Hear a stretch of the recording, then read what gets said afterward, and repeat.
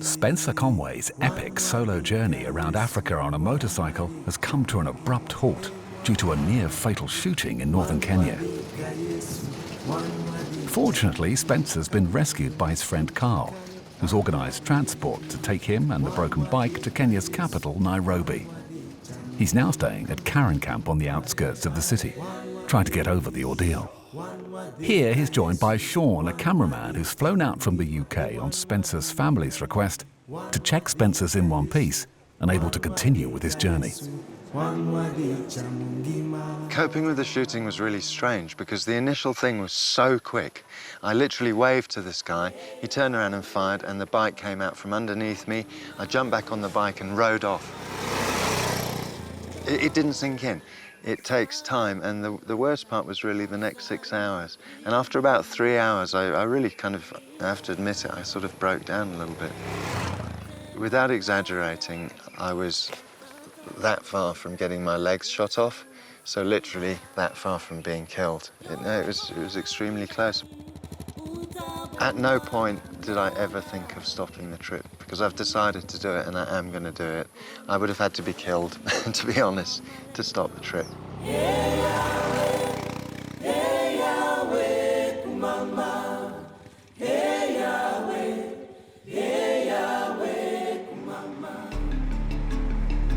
With the decision made to continue his trip, Spencer's bike has been repaired by Rick, a local mechanic. Rick's workshop reveals an extraordinary collection of beautifully restored old cars, which on occasion are hired out to film companies. But Rick's passion is definitely bikes. This is where the Japanese copied and made the Land Cruiser. My fascination with motorbikes started a long time ago, when my dad used to sort of repair motorbikes and look after motorbikes for the priests up country. He'd go to work, I'd jump on a motorbike, play with it, fall down, run it into a wall or a tin house. In the end, I had to learn how to fix it. Because if he did come home and saw that the bike was damaged or anything, I'd be in real problems. So that's where I got my practice. And ever since, I've always been tinkering with motorbikes. Cars I restore, I help the owner, John Rowe. He owns the place. This is a 1926 International SS motor truck. This, in its days, was the ultimate. I mean, if you went on safari or you wanted to cross anywhere, this would be the car. This was the actual car we used in the film Out of Africa. And this is the car Robert Redford drove. John's been collecting these cars throughout, I mean, from a very young age. We collect them all over the place. I mean, up country, if someone calls us, says, oh, there's a car in a shed and it's rotting there, we'll literally jump in the car, we won't even think about it. This is the 1934 Rolls-Royce boat tail. It was brought in by the settlers. It was typical of the settlers in the olden days to bring in these sort of prestigious cars and use them. This was sort of cut up, made a flatbed, and used for transporting milk. It literally turned out to be an expensive milk float. All the cars we have here have been locally found, locally brought in the country. This collection is a good sample of all the cars from the 30s, 40s. Yeah, this is a 1937 Dodge, and this was used by the British sort of police. But this car for its time was quite good. I mean, in the 30s, this had hydraulic brakes, straight six-cylinder, like the old cars. You brought an old car, you brought in the bike as well. During the war, when the Allies came in, the Americans brought in Harleys, Indians. The Germans in Tanzania brought in all their BMWs. I've just restored one, an old R11. War sort of settled, bikes were left and dumped in farms and everything, and now they're being found slowly, but not many. Rick obviously likes his old bikes, but what does he think of Spencer's modern bike? One thing for sure, it's not bulletproof. I like the Yamaha Tenere. It's very nice. Like I say, a lot of technology, very nice. Only slight disadvantage for us in Africa would be the fuel injection. I think when he got shot at or something, bullet must have gone through. It broke the main caliper plate completely, so we had to take that out, weld it, thread it, and fit it. The rim completely buckled. The back bracket that holds the boxes was gone completely, so we sort of shadowed. Roughly, we made our own out of metal. We copied from right to left. When he rode it with a flat tire and everything, I mean, there was no tire. It must have strained, quite a bit of strain on one gear. So we took that out, repaired the gear, filed it, put it together, and because otherwise we couldn't get parts for that. So we're happy with it. It worked well. With the bike repaired, it's time for Spencer to move on. But first, he wants to see for himself one of the largest slums in Africa. It's called Kibera. It's estimated that 60% of Nairobi's population live in slums. That's 2.5 million people, and 1 million of those live here. Spencer meets up with Alvin, a resident of Kibera, who explains what life is like in the slum, how people survive, and its future. Though it's a slum area, many are not capable of getting their daily livelihood, providing for their siblings and so forth. Most of the people, and in fact in Kibera, do live in a hand-to-mouth situation, whereby they only depend on the money they get on that day. The situation in Kibera is rough. Most of the people I engage with are footballers. And these footballers are many in the village because many are jobless. So they turn out to play football. As they say, an empty mind is a devil workshop. We try to break that boredom so as to be something to keep us busy. The government has lagged behind. More and more ghettos are being built every day instead of building new houses for the people. There is corruption and lack of commitment, failure to look for the poor and just concentrating on the rich. I can't say it's the future of Kibera is good. We just have to push life, you know. Humbled by the residents of Kibera, Spencer realizes how lucky he is. And the next morning he loads his bike and resumes his journey, heading out of Kenya and into Tanzania. Shaun, staying on to do some more filming, joins up with seasoned African traveller Jim Wales, an Australian. With Spencer on the bike and Shaun in Jim's 4x4, the three of them set off for Arusha near Kilimanjaro in Tanzania. The route from Nairobi to Arusha is straightforward and a good road. It's about 270 kilometres and is easily done in a day. The border crossing offers Spencer distance from the shooting incident, but is also a great opportunity to acquire some much-needed bling.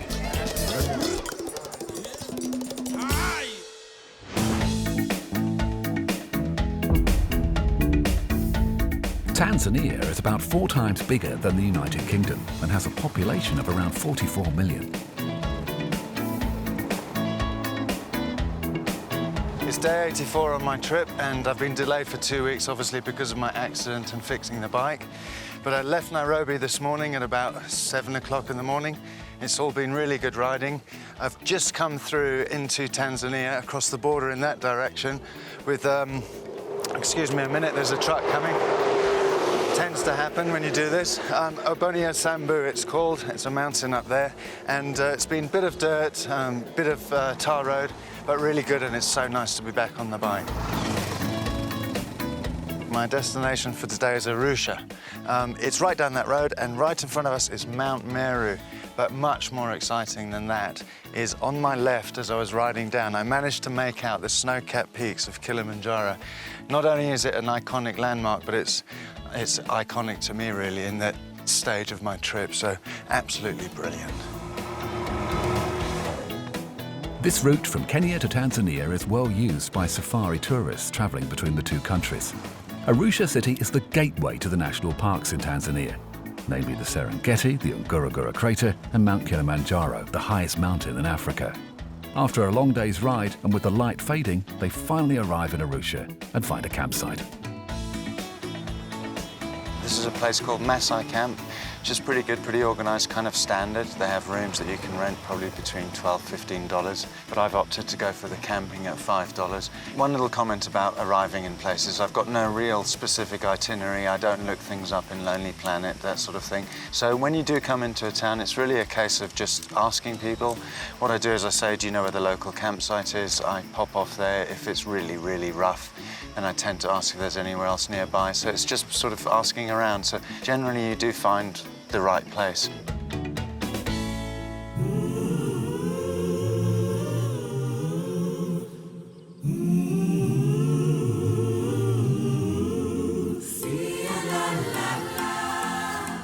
While Spencer, Shaun and Jim are in Arusha, they decide not to miss the opportunity of visiting the spectacular Ngorongoro Crater. This will be a 2-day trip with an overnight at one of the permitted campsites on the crater's rim. It turns out that Jim used to be a safari guide, so he's confident he can sweet-talk his way past the restrictions and gain access for a private tour. Leaving the bike in Arusha, they set off in Jim's sturdy and reliable Land Cruiser.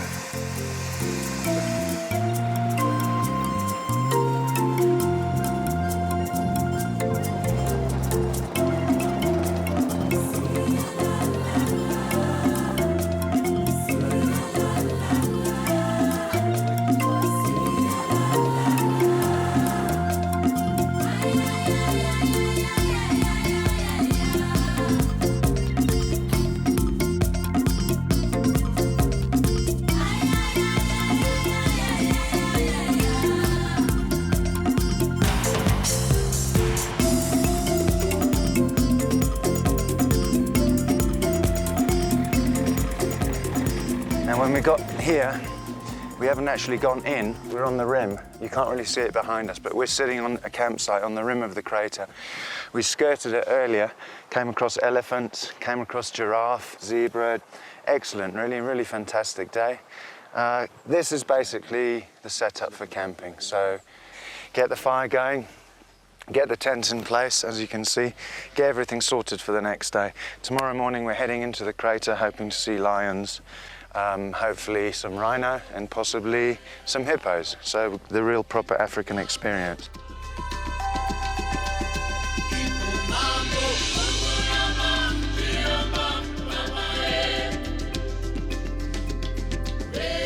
The next morning, they're up at sunrise. Jim manages to charm his way past the security, and they make the steep descent into the crater.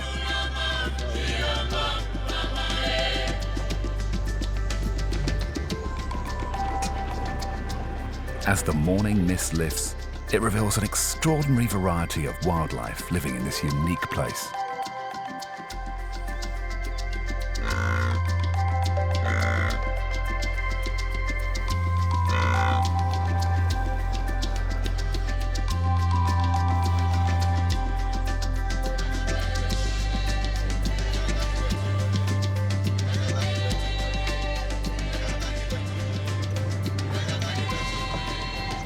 Left camp this morning at about 6:30 and we've headed down the rim of the Ngorongoro Crater and now we're in the basin of the crater. Now the thing about this area is that all around the edge is a massive crater and it's basically the animals that are in here have been breeding through generations because they can't get out of the crater. So they're born here, they live here and they die here and it's incredibly beautiful. It's a completely different ecosystem. We've seen Thompson gazelles, we've seen a hyena, we've seen foxes, we've seen ostriches, and that's about all I can remember at the moment because it's kind of overwhelming.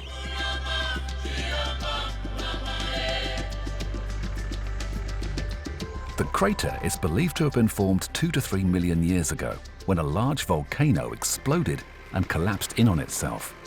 The floor of the crater is about 160 square kilometers. Based on fossil evidence, man occupied the crater 2,000 years ago, and the first Europeans visited the crater in 1892. 2 German brothers leased the land from the German East Africa administration and farmed there until the First World War broke out. The area is regarded as one of the 7 natural wonders of Africa and is now a UNESCO World Heritage Site. Maasai and other tribes are still permitted to live in the area, but are restricted to subsistence farming levels.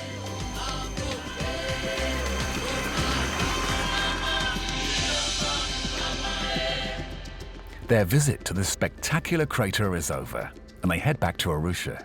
In true Aussie style, Jim announces he's getting married tomorrow in Nairobi. So that night, he sets off for the long drive back. Shaun has one more day left before he has to return to the UK. So he and Spencer decide to visit a Maasai tribesman who lives just outside Arusha, on a hilltop with a view over the savannah, the land his forefathers had lived on for thousands of years. My name is Paya. I am a Maasai and I live in the Lenkijabe village.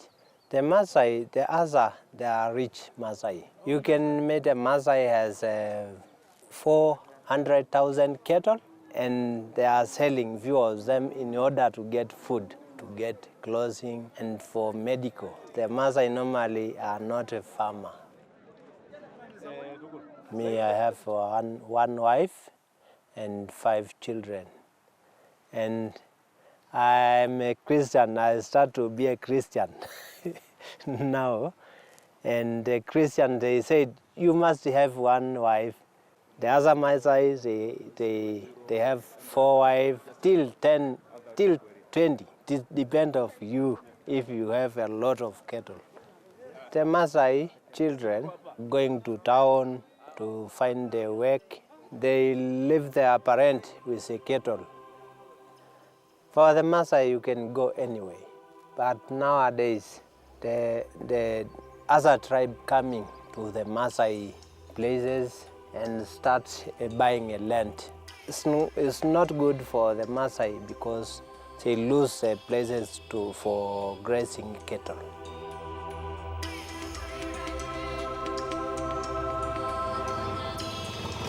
Not owning any cattle, Spencer doesn't have the right currency to buy a Maasai wife or two, so he continues his journey solo. Shaun returns to the UK and Spencer loads his bike and rides out of this remarkable part of the world.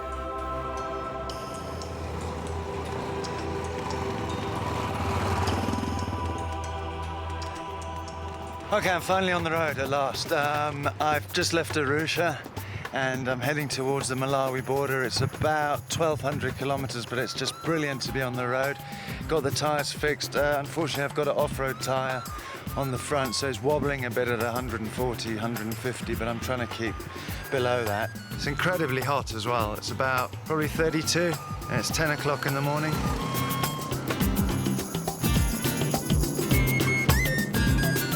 To reach Malawi, Spencer's route will take him 3 days. First, he'll head towards Tanzania's largest city, Dar es Salaam, on the coast. Then he'll take a southwesterly course through the Mikumi National Park, and then onto the border crossing at Songwe.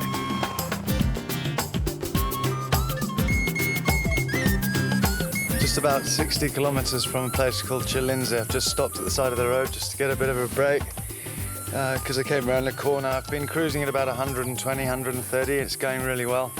That came around a corner and there was a truck on its side and just missed it. So I don't know if you can see how much I'm sweating. Anyway, it's hot. I reckon 35. Someone told me it's a really, really hectic road down to Dar es Salaam. Hey, people talk rubbish, eh? Just don't listen to anyone, just do it. Come out here and do this.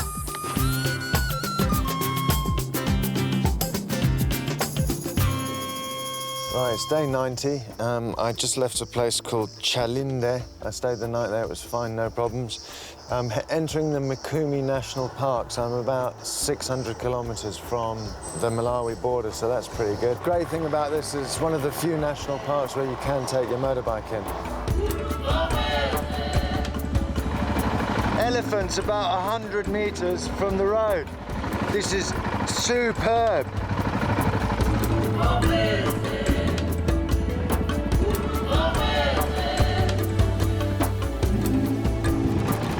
Not really supposed to get off the bike, but I'm in a national park, so I just couldn't resist because you can't get into any of the others. So if I get taken by a lion in a second behind me, let's have a look. No, we're all right. Keeping the bike running so I can jump on if I have to. Got all these famous game reserves, and this one's just stunning, and I've never even heard of it.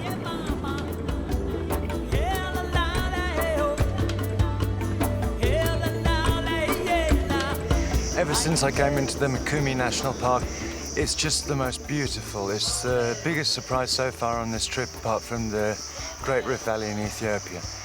The only thing is, as usual, the bus drivers drive 120, 130 and almost push you off the road, but it's not affecting me at all. This is absolutely lovely. We've got long sweeping bends, it's extremely green, the road is perfect, the bike's going well, I'm as fit as a fiddle. No, I'm as fit as a fiddle and it's all going well.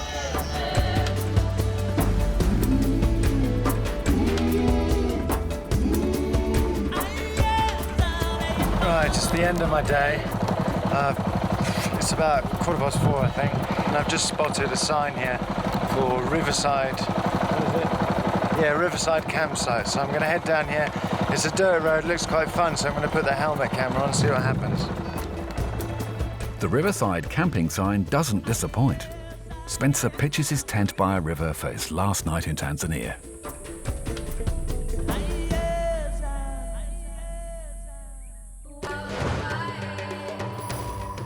Malawi is a landlocked country, flanked by Tanzania, Zambia and Mozambique. Spencer has entered Malawi at the Songwe River Bridge border. He plans to make his way down the west shore of Lake Malawi, travelling almost 1,000 kilometres to the Mozambique border at Zobwe.